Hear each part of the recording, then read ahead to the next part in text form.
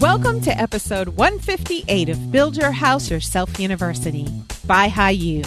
I'm your host and fellow student, Michelle Nelson, and together we'll learn the basics of home design and construction and demystify the building process so we can become informed consumers and build quality dream homes with or without a general contractor. As I go through my home building process, I'll be letting you know what I learn in my pre-construction and construction meetings and what tips I pick up on the job site from contractors. Last week, I met with my architect and the construction manager, who's an experienced builder, to clear up a few last details before sending plans off to more subcontractors for bids. Although my experience in my house will obviously be different than yours, I'm hoping that what I learned through my process will help you with your project. So this week, I have a short list of quick tips that I picked up on in my meeting. Before we move on to those tips, I got to thank Dee Sunrise 15 for your 5-star rating and review. The last part of her review says, quote, "Thank you, Michelle. From one woman to another, you inspire me to take the lead on my project in a way I didn't think was possible. You are a role model and a blessing." End quote. Oh my goodness. Dee Sunrise 15. You made tears come to my eyes. Literal tears. I appreciate you. Thank you for telling me how you feel and making me feel like this show is making a difference and that all the time and effort that I put into it hasn't been in vain. Thank you for doing that. All right, let's get into those quick tips. This is a miscellaneous list, but there are things that I had to think about and you might have to think about too. Number 1, if code will allow and you live in a windy or rainy area, make exterior doors open toward the outside instead of opening into the house. Most residential entry doors swing inward toward the inside of the house. Safety was the original reason for this. Entry doors that open toward the outside were thought to be unsafe because their hinge pins were then exposed to the outside, where they could have been easily popped out by a burglar to remove the door and get into the house.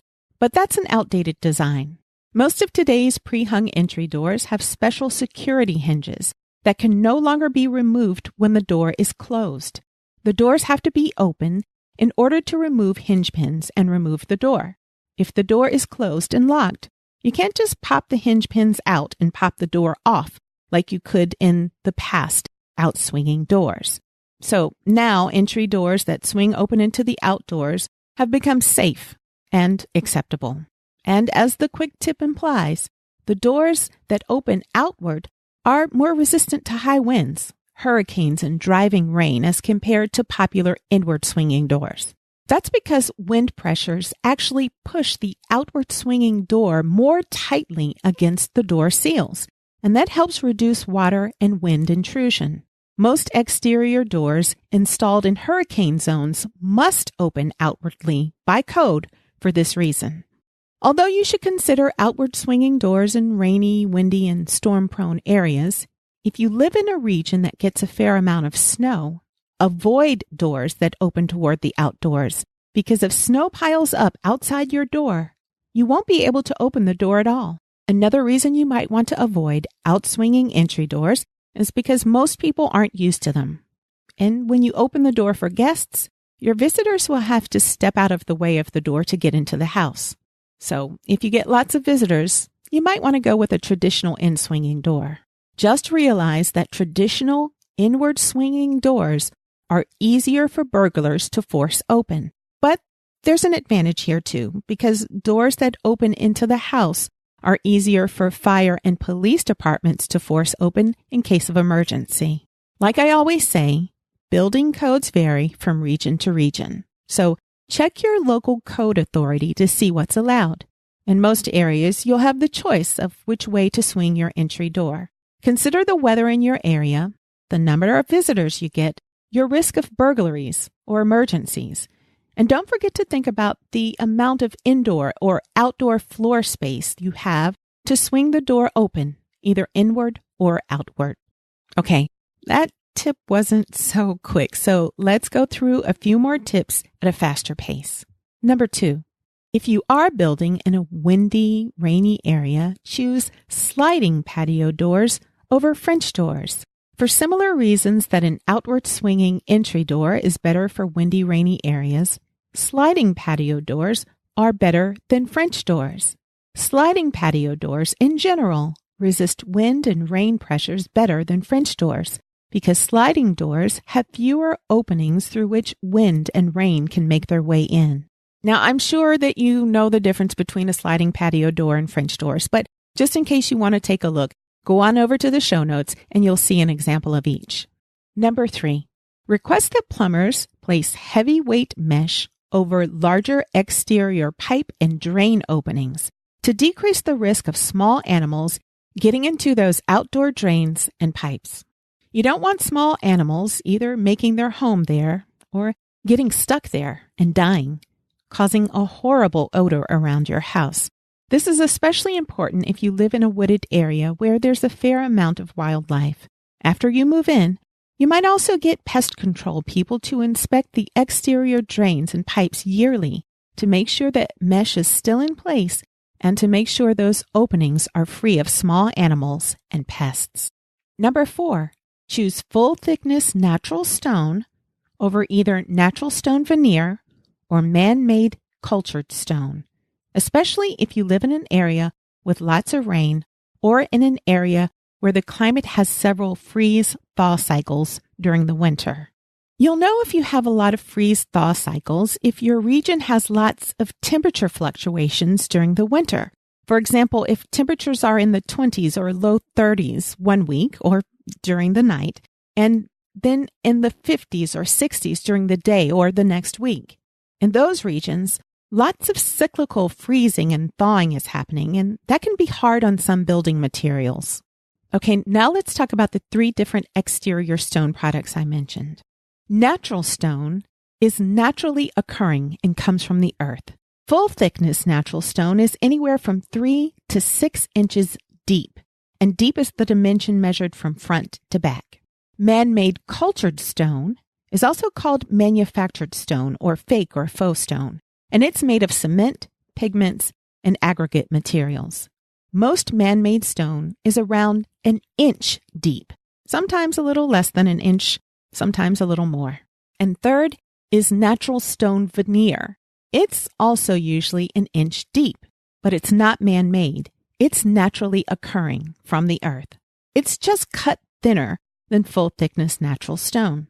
So it's the thinner cut products, the natural stone veneer and the man-made cultured stone, that are more vulnerable in rainy climates and especially in areas with lots of freeze-thaw cycles. Neither of these thinner alternatives are as durable or resilient as full-thickness natural stone. Now, people disagree about whether the alternatives look as good as the full-thickness natural stone, but my architect and the construction manager say there's no argument about what holds up better under challenging weather conditions, and that's the full-thickness natural stone. The thinner alternatives, especially the man-made cultured stone, soaks up water much more readily than the full-thickness natural stone. This water absorption weakens the integrity of the thinner alternatives. Then, when water that's infiltrated the thinner cut products has frozen and thawed several times per year, that further degrades the material, causing the thinly cut stone products to crack, chip, or even pop off the side of the house. Although full-thickness natural stone is heavier and more expensive than the alternatives, full-thickness natural stone is probably the better choice if you get a significant amount of rainfall and regular freeze-thaw cycles. That's because that thick natural stone is at less risk of significant water absorption, freezing, and deterioration. To help decrease the amount of chipping, cracking, and breakdown of thinner stone products, you can cover the products with a water-resistant sealant, but the added expense of the sealant and the labor cost to apply the sealant will raise the overall cost of the thinner alternative. Man-made stone is almost always less expensive than full-thickness natural stone. Natural stone veneer is sometimes less expensive than its full-thickness counterpart, but sometimes they charge more for natural stone veneer because of the labor involved in cutting the stone thinner. If you go with a thinner stone product with sealant, make sure you add the extra costs of buying and applying the sealant when comparing prices between your stone options. Sealants can also be used on full-thickness natural stone for extra protection.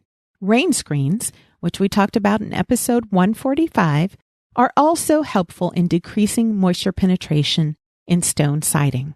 Number 5, consider factory-made cabinets if you want medium or lighter wood-stained cabinets, because it's difficult to get matching wood veneers and stains with cabinets built on site. At least that's what my builder said his experience is. Darker stains are more forgiving, and they're easily to do locally, but medium and lighter stains that are so popular in new kitchens today can show quite a bit of color variation, especially if you want simple flat cabinet fronts. With quality factory-finished cabinets, you usually get furniture-grade wood veneers and staining quality, since the cabinets are produced in a temperature-controlled, quality-controlled environment. My construction manager says painted cabinet finishes are pretty easy to get right, so he often has painted cabinets made locally. And it's okay to mix and match and have a local cabinet maker produce your painted cabinets and then use a cabinet company for cabinets that you want the factory stain finishes on.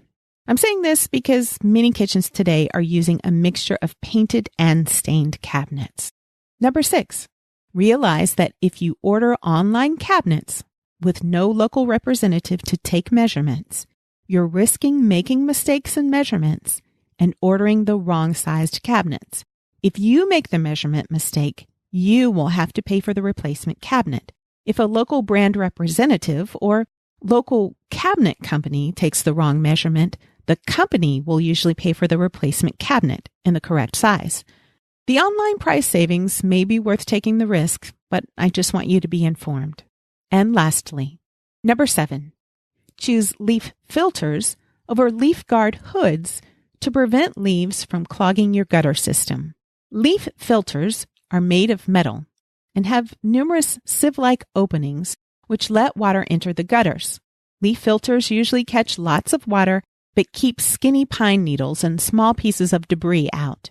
Leaf guard hoods, with their long, narrow slit openings, block most of the leaves and large pieces of debris, but sometimes get clogged by needles and small pieces of debris. In addition, they may have a hard time catching large amounts of water during heavy rainfalls. I'll have pictures of both leaf filters and leaf hood guards in the show notes so you can see the difference. That's all I have for you this week. I hope you learned as much as I did. And if you find the show helpful, don't forget to subscribe so new episodes will automatically be sent to your library as soon as they come out. And if you want to support the show, you can do so by sharing it with friends or family, or anyone you know who is building or remodeling a house. Thank you for joining me this week. I hope you'll come back next week for another episode of Build Your House Yourself University. BYHYU. Please remember that the purpose of this podcast is simply to educate and inform. It's not a substitute for professional advice. The information that you hear is based only on the opinions, research, and experiences of my guests and myself. That information might be incomplete, it's subject to change, and it may not apply to your project. In addition, building codes and requirements vary from region to region, so always consult a professional about specific recommendations for your home.